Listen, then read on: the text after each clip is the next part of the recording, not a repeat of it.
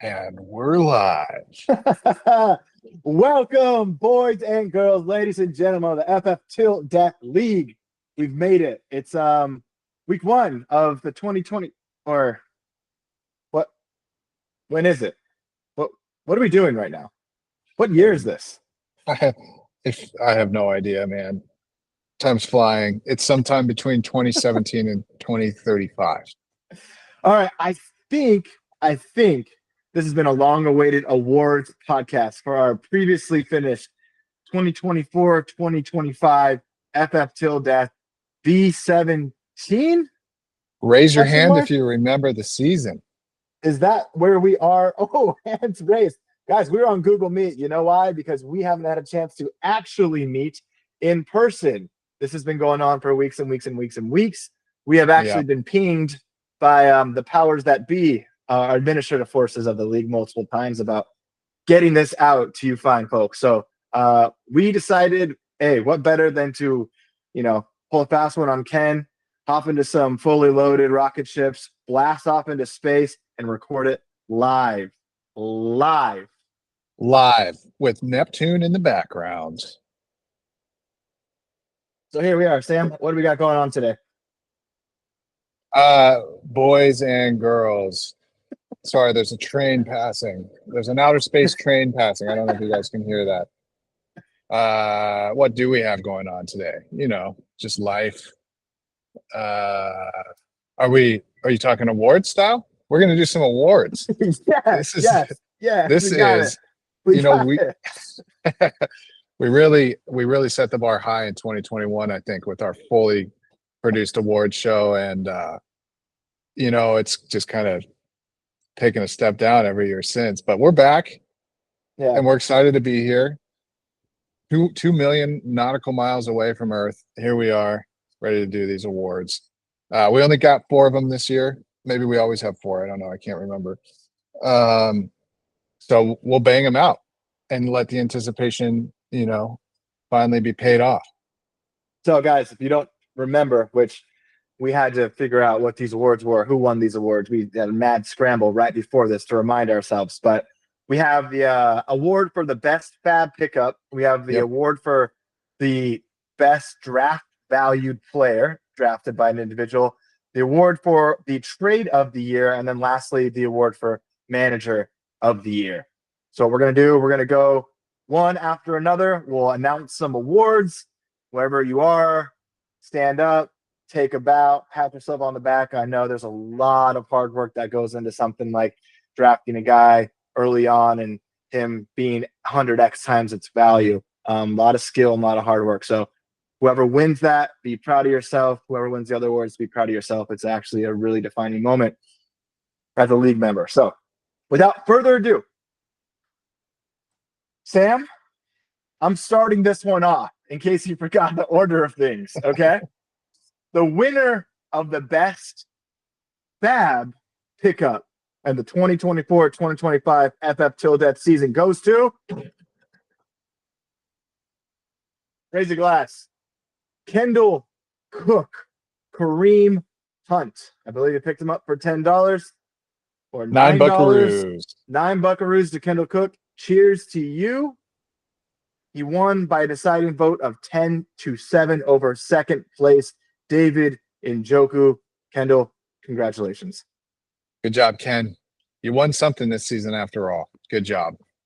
So, Pretty solid pickup. The old Kareem Hunt sweepstakes when everyone thought it was going to be definitely not Kareem Hunt. So I think Ken got in there for 9 buckaroos. Hunter spent 20 something on Crocodile Man. So Carson Steele. yeah, Dude, I'm going to be honest. I don't remember much about last season.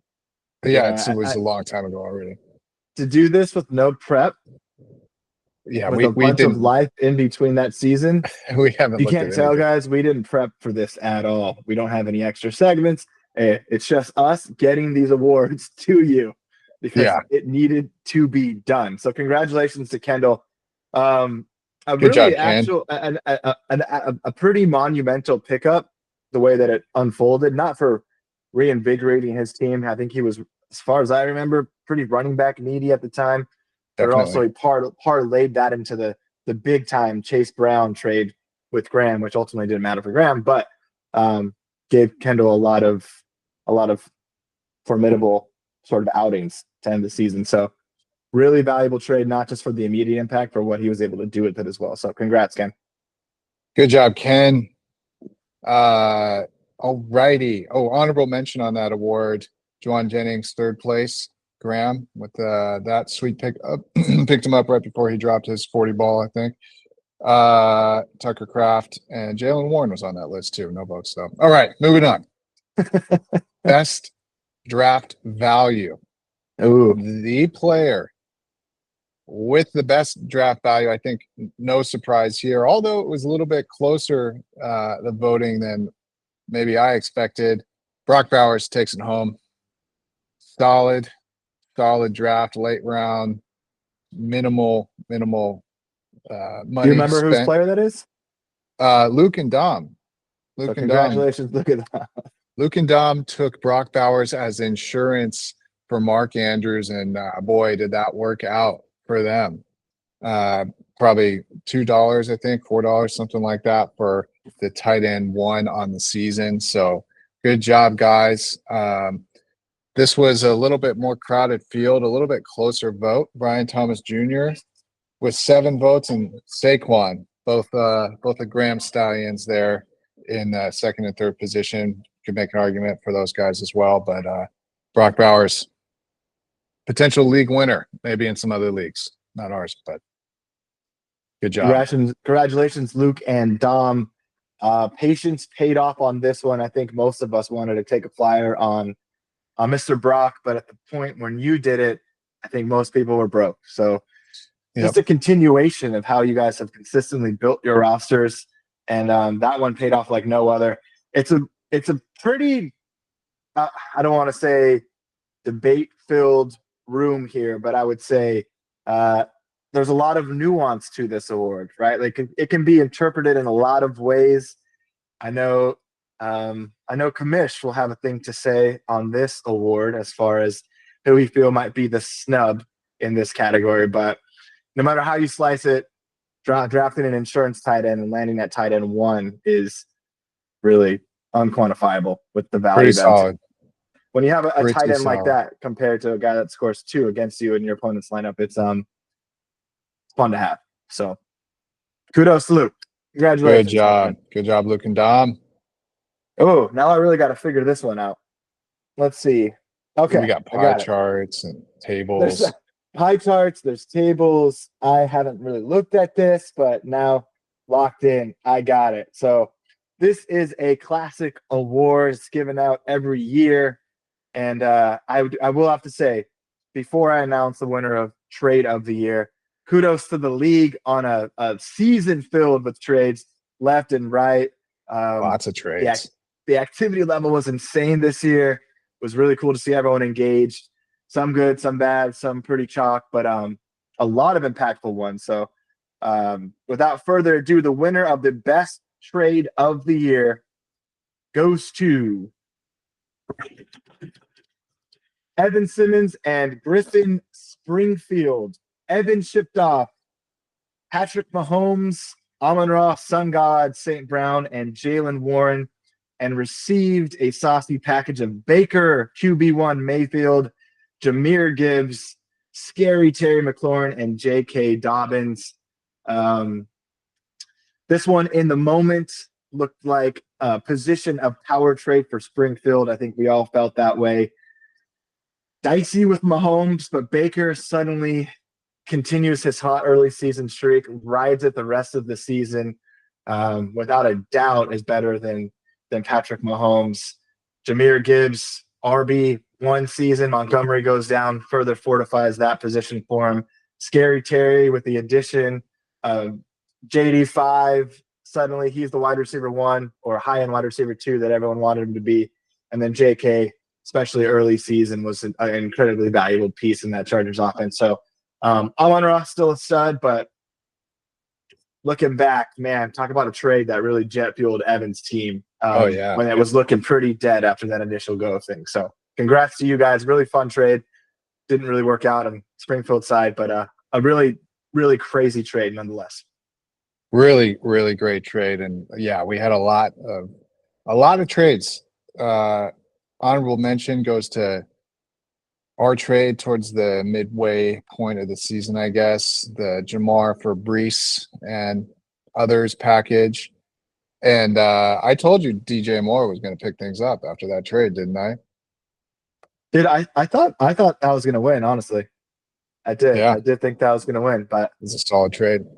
Solid trade. there was a lot of trades. We had a really active year. Um, I'm not going to trade anyone next year. That's my strategy. So A lot of big ones. Just some other ones in consideration. I mean, Brendan and I have the Joe Mixon, A.L.F.A, and Bijan. A lot of big names in that one. I mean, Joe Mixon got hurt for a few games and was still at RB1. Obviously, Chris. bummer. Derrick Henry got flopped. Like D. Henry was massive this year. Obviously, you got the Nico Collins one. I mean, he was huge until he got hurt, but a lot of big names flopping around. But kudos to Springfield and Evan, winners of best trade this season. Yes, guys. Let's go. That leads us to our last award already. General Manager of the Year. We had 12 candidates. You did have 12 candidates. 9 of them received votes. 9 of our 12 teams received votes for General Manager of the Year. Another close one here, but congratulations, podcast co-host Thomas, for taking it home. General Manager of the Year. Second time in 3 years, 4 years. Second time in 3 seasons. So you win the award when you lose the championship, I guess. What does that say to you in terms of fantasy? Oh, that it sucks, dude. It's tough. In terms of fantasy, what does that say to me? I think there's a lot more that goes into I guess a fantasy season and what a fantasy manager does than just the final outcome of a game, right? Especially if you're talking about getting all the way to the finals, right? Like you get to the finals and you're hoping to be on the right side, and even if you maybe win more times than not, it's still a coin flip anyways, right? And so to use that as the only measuring stick for a full body seasons of work would be, I think, kind of short-sighted, right? And I think I appreciate the league's votes, whoever voted for me. Obviously, Graham had a great season, and the vote was really close. But yeah, I think it shows some savvy on the part of the league to recognize a body of work rather than maybe just one final game. So, well said. Yeah, just to cap it off, Graham, second place with 8 votes, so really close here. 1 vote decided it. Only other team to get multiple votes was Dom and Luke with 2. And then we had a smattering of folks get 1 vote, including some suspicious, maybe voted for themselves kind of situations here. I'm pretty sure Kendall did confirm to us that he did vote for himself. So, well fought season. And that's officially V17 in the books. It always goes fast. It always goes fast. Mirror. Yeah. It was a little longer now that it's been months since the season ended and we're still talking about it. But yeah, the season itself for sure.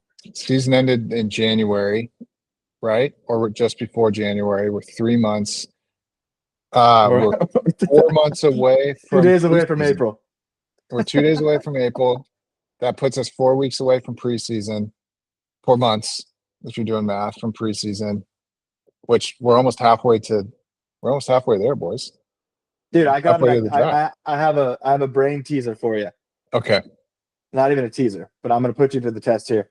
In light of this season being over and us moving our sights to next season, can you remember the divisions that have been set for next season? Do you remember yours? You I'm pretty drafted sure yours. I picked it, right? Um, wow. Just no, I'm pretty sure Hunter and Ken are in the same division again. That's all I can remember. So I believe our division is me and you and Evan and Ben, That's a trippy division.